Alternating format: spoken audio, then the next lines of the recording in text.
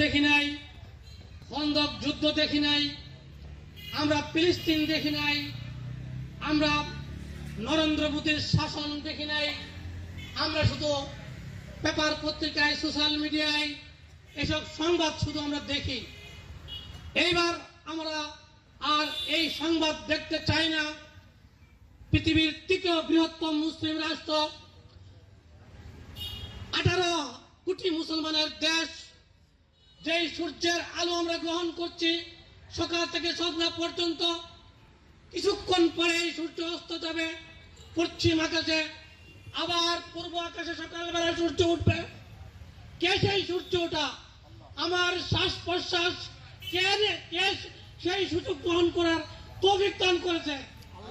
সুতরাং ইনিল হুকম ইল্লা লিল্লাহ, সার্বভৌমত্বের মালিক যদি আল্লাহ হয়ে থাকে, আমার বডির মালিক যদি হয়ে থাকে আল্লাহ, আমার চেহারার মালিক যদি হয়ে থাকে আল্লাহ, তাহলে আমি কার আনুগত্য করব?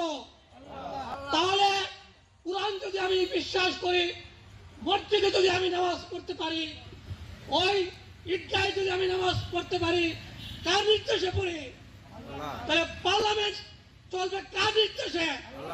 মনে রাখবেন একটা কথা, আমি আমার কলেজে সহ প্রায় জায়গায় পড়ে থাকি, আলেমরা সব জায়গায় ফুটবল হয়েছে, মানে লাত্তির মতো হয়েছে, ফুটবল হয়েছে। এবার আলেমরা হবে প্লেয়ার, খেলার প্লেয়ার। এবার আলেমরা ফুটবল দিয়ে গোল করবে। এবার আলেমরা আর কারো ফুটবল হবে না, আলেমদেরকে পুঁজি করে অনেকেই নেতৃত্ব যায়। 1991 সালে আমি যখন বিশ্ববিদ্যালয়ের ছাত্র, পরিষ্কার মনে আছে, এই বিএনপি জামাত ইসলামের সমর্থন নিয়ে ক্ষমতায় গিয়েছিল। এখন জামাত ইসলামে রাজাকার, আলবদর, আসাম। তার মানে যখন তুমি কাছে থাকবা তখন তোমার গায়ে সেট বেরোবে, যখন তুমি দূরে থাকবা তোমার গন্ধ বেরোবে। এই কথা আর মানা যাবে না। এই 71-এর ইন্ডাস্ট্রিয়ালের বয়ান আমরা শুনতে চাই না। আমরা শুনতে চাই আগামীতে পার্লামেন্টে ইসলামের পার্লামেন্ট হবে। এই লক্ষ্মীপুরের মাটি, আদমপুরের মাটি, ইসলামের ঘাঁটি।